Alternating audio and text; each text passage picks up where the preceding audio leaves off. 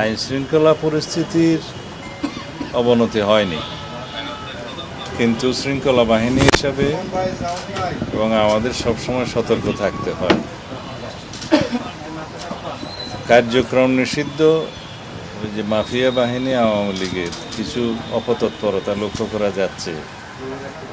বিভিন্ন ডিস্ট্রিক্টে আমরা দেখেছি তারা মিছিল মিটিং করার মতো কিছু কার্যক্রম হাতে নিয়েছে, দুই একটা দেখা গিয়েছে।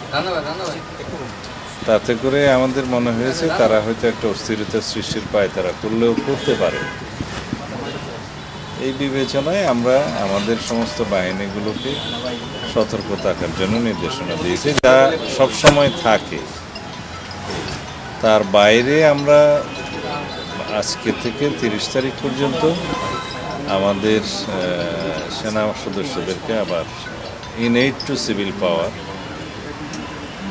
আমরা আইন মোতাবেক এই Dhaka metro, Chattogram metro, Narayanganj, Gazipur metro এবং এর বাইরে দুটো জেলা তাতে আমরা ডিপ্লয় করেছি, যাতে যে কোনো রকমের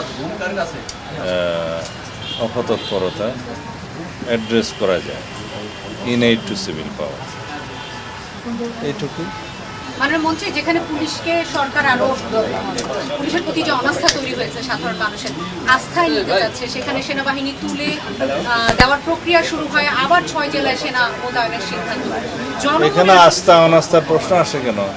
আমাদের পুলিশ বাহিনী যে সমস্ত কৃতিত্বপূর্ণ কার্যকলাপ করেছে, অ্যাচিভমেন্ট আছে, সবগুলোর জন্য আমরা পুরস্কৃত করেছি। দুই একটা জায়গায় যেখানে একটু শৃঙ্খলাপন্থী কর্মকাণ্ড করেছে তাদেরকে আমরা পানিশ করেছি। এখানে আস্থাহীনতার তো কোনো বিষয় নেই।